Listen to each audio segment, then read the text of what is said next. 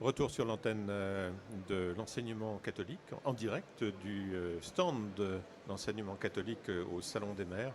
Pour ceux qui auraient envie de nous rejoindre, nous sommes dans la DG et numéro de 39. Voilà, nous avons un studio magnifiquement aménagé et depuis hier, si vous êtes fidèle à nos émissions, eh bien, vous pouvez constater que nous ne chômons pas. Cette radio est décidément très très active. Beaucoup d'échanges, beaucoup de débats, beaucoup d'invités et beaucoup de thématiques. Et à l'instant, nous recevons deux maires très, très différents, mais ayant sans doute des préoccupations communes. Le maire d'une petite commune, ça n'est pas lui faire injure que de dire qu'elle est petite. La mairie de Ménard, et nous recevons son maire, M. Yves Georges. Bonjour, monsieur le maire. Bonjour. Et nous recevons le premier adjoint au maire de Saint-Étienne, mais qui connaît bien les préoccupations d'un maire. Et vous avez occupé également, vous, les fonctions de député dans le passé. Monsieur Gilles Artigue, merci de votre présence. Je peux en être témoin tout à l'heure. Vous étiez en train de bavarder l'un et l'autre. Je pensais que quand un maire rencontre un ex-député, premier adjoint au maire de Saint-Étienne, il se raconte nécessairement des histoires de maires. Oui. Vous avez nécessairement des tas de choses en commun, même si vous avez des territoires et des mairies fort différentes. Monsieur Georges, dites-nous un tout petit peu ce qu'est votre terrain de jeu, pardonnez-moi de le dire comme ça. C'est pas forcément un jeu, c'est pas toujours simple et ça ne doit pas forcément toujours être facile, mais dites-le avec votre... Depuis combien de temps, d'ailleurs, êtes-vous le maire de cette... 10 ans. Depuis 10 ans. Et vous faites partie de ces gens qui en ont marre ou pas? Non, pas vraiment, non. Pas vraiment? Non, non. Si j'en avais encore la santé, je reprendrais bien, je repartirais bien pour un mandat. C'est une déclaration de candidature, vous l'aurez tous compris. En l'occurrence, qu'est-ce qui vous attire? Qu'est-ce qui vous pousse? Qu'est-ce qui remplit votre vie? J'imagine qu'elle doit être bien remplie, même si la commune est petite. Racontez-nous un tout petit peu votre quotidien et présentez-nous peut-être un petit peu votre commune. Vous disiez mi-rural, urbain. Urbain, puisque Ménard est une petite commune de 640 habitants, qui est déjà rurale, mais qui est à 8 km de Blois, et donc près de la grande ville. Et donc, c'est ce qu'on appelle aujourd'hui les communes rurbaines. Et donc, une commune très agréable, qui a son histoire, qui a son château, d'ailleurs, le château de la marquise de Pompadour. Et donc, la fonction de maire dans ces conditions est fort agréable, puisque d'abord, on est très proche de la population. Et qu'on travaille depuis 10 ans, pour ce qui me concerne, on travaille à organiser la vie de ses concitoyens, à prévoir les 10, 15 ou 20 prochaines années pour ce qui concerne leur vie quotidienne, leurs équipements, leurs loisirs éventuellement, et pour ce qui concerne aujourd'hui leur école. Ça veut dire que vous connaissez personnellement presque toutes les familles qui ont leurs enfants dans l'enseignement privé ou dans l'enseignement public? Bien sûr, puisque nous avons la chance, et je crois que c'est une chance, d'avoir à Ménard une école publique, bien sûr, qui travaille d'ailleurs en regroupement pédagogique intercommunal avec 2 autres villages, et une école privée catholique qui est d'ailleurs installée dans les bâtiments du château, dans les annexes du château. Celui dont vous parliez, c'est-à-dire celui de Madame de Pompadour? Absolument. Et l'école publique, elle est où? Elle est dans la mairie, on visualise. Puisque le bâtiment de la mairie a été construit au moment de Jules Ferry, dans la grande époque où on avait les mairies, écoles de filles, écoles de garçons. Donc pour visualiser, oui c'est ça, on a d'un côté l'école et on a d'un autre côté les services municipaux. Voilà, on a les services municipaux d'ailleurs entre les 2 classes. Est-ce qu'il y a un véritable partage entre le privé précisément et le public quand on est à la tête d'une mairie comme la vôtre? Partage en quelque sorte bien sûr, puisque les parents d'élèves qui ont mis leurs enfants dans l'école privée, eh bien, ils l'ont choisi. Ils ont fait une démarche de choix. Ce qui n'est évidemment pas le cas des parents d'élèves de l'enseignement public qui ont choisi l'enseignement public ou qui étaient par nature orientés vers l'enseignement public.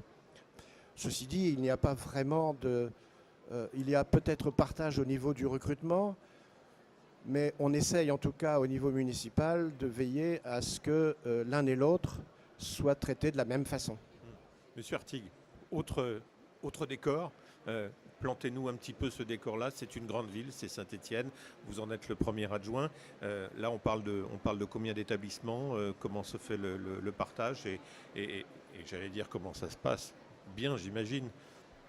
Saint-Étienne, oui, c'est 172 000 habitants dans la ville par elle-même, une métropole de 405 000 habitants. Donc c'est vrai que la réalité est différente de celle que nous avons entendue précédemment, avec une tradition quand même de solidarité forte liée à une ville qui a connu quand même des difficultés. Tous les pans traditionnels de notre industrie se sont écroulés. Il a fallu reconstruire avec un tissu de PME, de PMI importante. Et puis on a misé sur le design qui, pour Saint-Étienne, est quand même une filière d'avenir.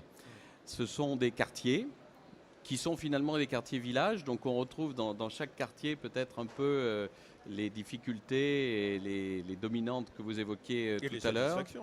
Pardon. Et les satisfactions. Et aussi les satisfactions, bien sûr. Et donc nous travaillons bien sûr avec les enseignants du public et du privé avec ce souci de traiter les deux entités de la même manière. J'avais vécu ça lorsque j'étais vice-président chargé de l'éducation au département, où j'avais à cœur, quand on crée des événements, de vraiment associer l'inspecteur d'académie, mais aussi le directeur diocésain. Et c'est quelque chose qu'on a pu faire encore très récemment pour la célébration du centenaire de la fin de la Grande Guerre, où nous avons voulu associer les écoles. On a organisé ce qu'on a appelé un chant des âmes, puisque Saint-Étienne a donné quand même 6000 de ses enfants. Et nous avons créé un magnifique chant de bleuets. Et chaque bleuet avait comme signification le nom du poilu qui était tombé. Et ces bleuets ont été apportés à la fois par les enfants des écoles publiques, mais aussi par les enfants des écoles catholiques. Et j'ai trouvé que c'était un beau symbole. C'est un exemple récent, mais nous l'avons fait dans beaucoup d'autres domaines. Nous essayons vraiment, dans le cadre de l'orientation en particulier, de vraiment associer les deux entités. Et ça a été possible parce que les personnes qui étaient à la tête de ces institutions l'ont voulu. Et puis aussi parce qu'on a eu des évêques, il faut bien le reconnaître, qui avaient par rapport aux élus une grande considération.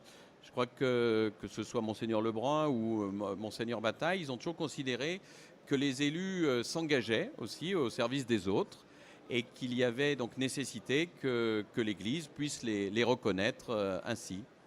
Il y a un terme que vous avez beaucoup employé depuis que vous avez pris la parole, c'est le mot associé. Et les établissements privés sont associés à l'État. Est-ce que vous avez véritablement, vous, l'impression d'une association, au sens premier du terme, Monsieur Georges? Oui, je pense que d'abord par nature, par définition et par la loi, l'enseignement privé est associé à la mission de l'éducation nationale.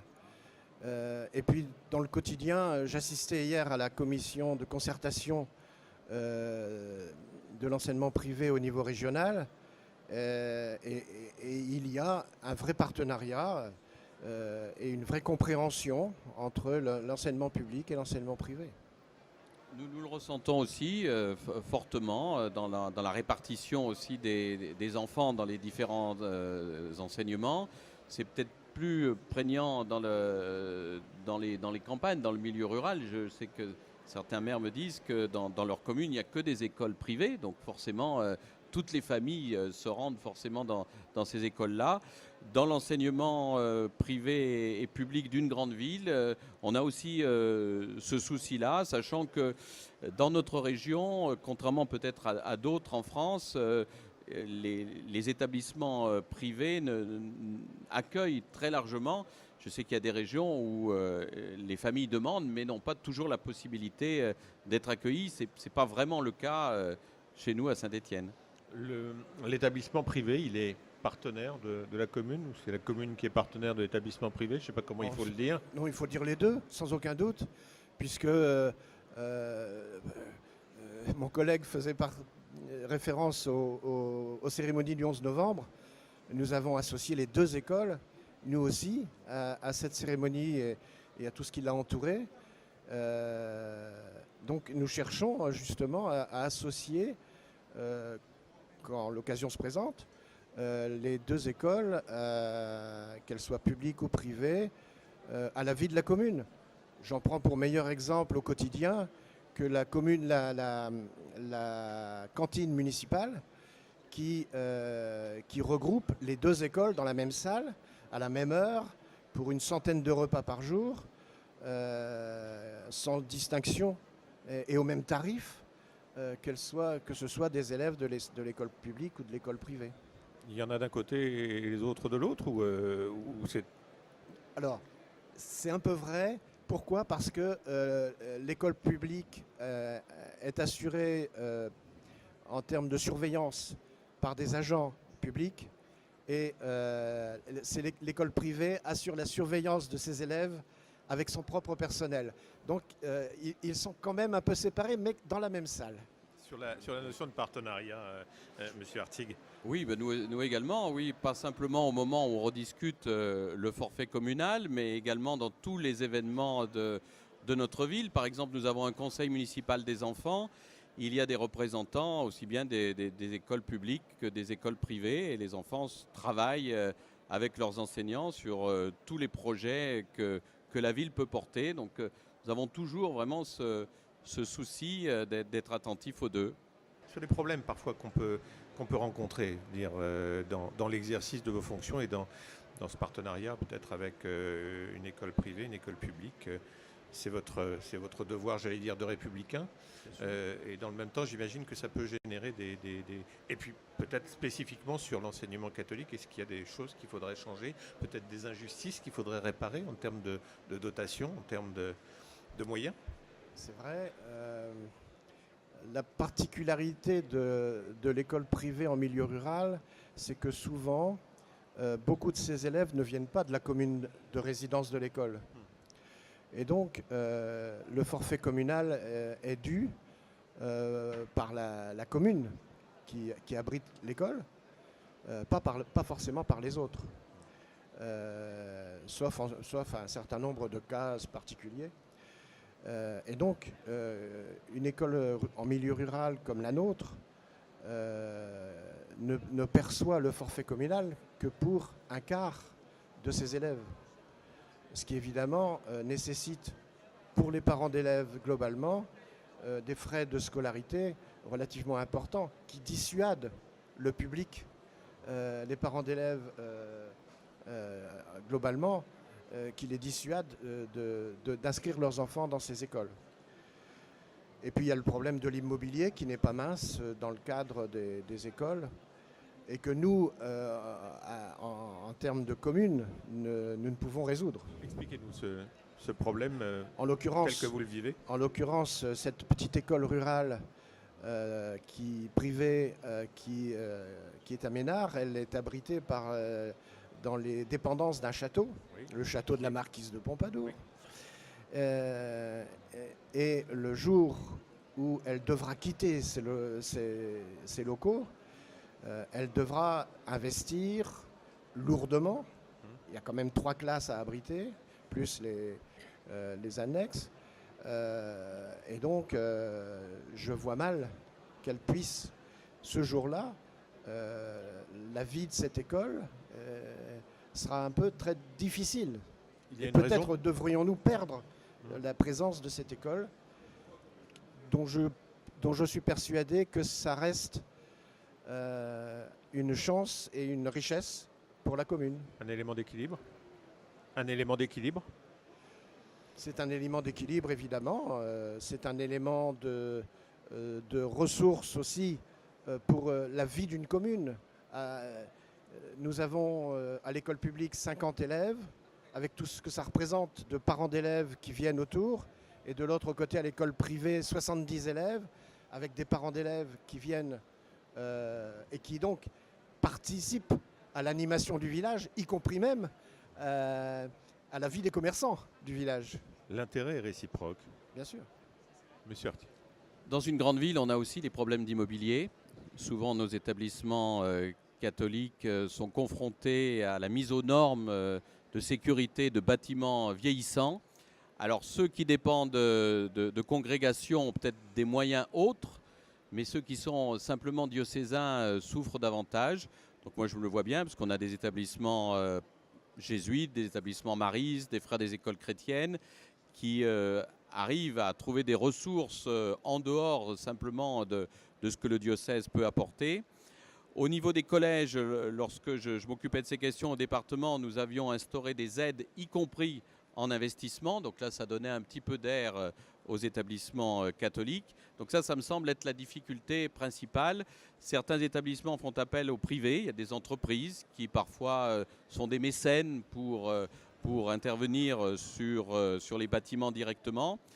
Et puis pour le reste, moi je trouve qu'il y a eu quand même une évolution assez forte ces dernières années, justement dans les liens qui peuvent exister entre le public et le privé.